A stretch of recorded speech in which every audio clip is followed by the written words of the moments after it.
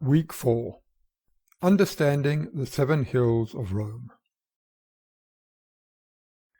Vesta was the goddess of domestic harmony. So, when Vesta is at peace, gradually calm and harmony should eventually spread across the whole city of Rome.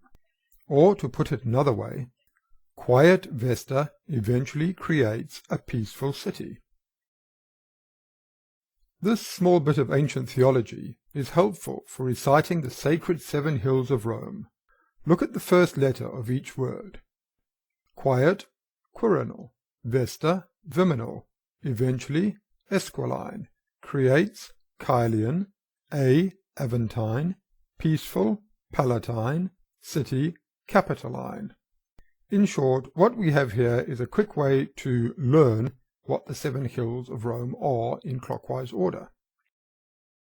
Now, I use the word sacred when I refer to the sacred seven hills of Rome very deliberately, because Rome is said to have 7 hills, and that's not because there are 7 hills in Rome, but because 7 was a sacred number in ancient numerology.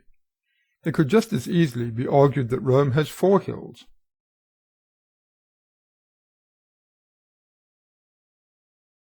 Or as many as 10.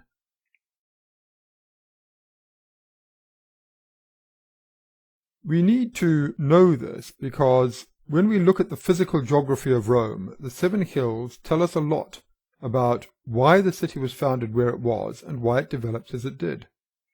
It's also essential for navigation around the city, and when you read historical books on the subject, you can establish through your knowledge of this geography what happened where.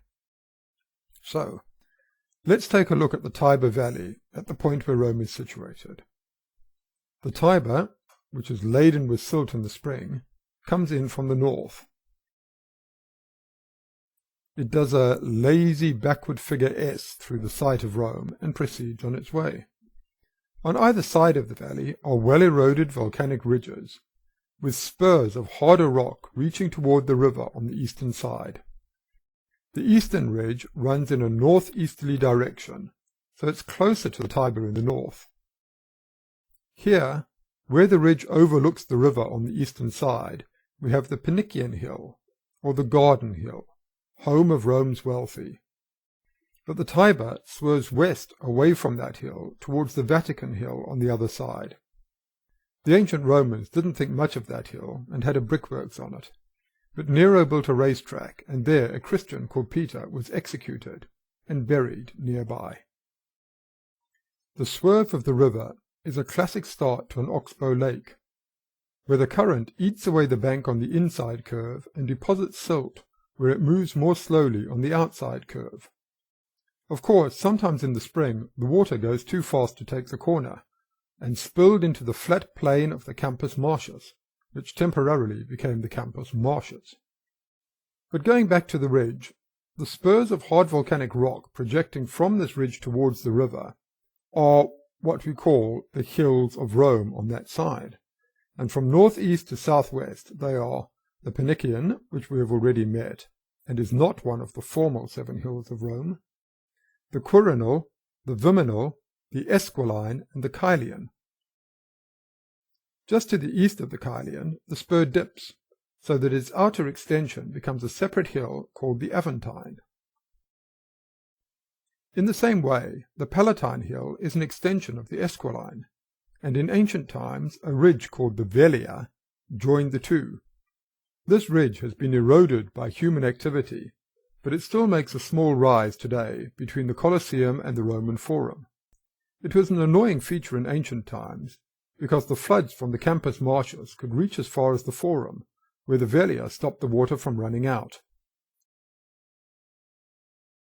This is one of the reasons why, until the Cloaca Maxima was built, the Roman Forum was pretty much a marsh as well.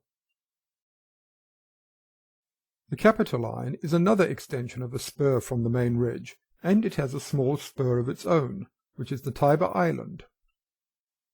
On the other side of the river is the facing volcanic ridge, in this case a long, low hill called the Janiculum.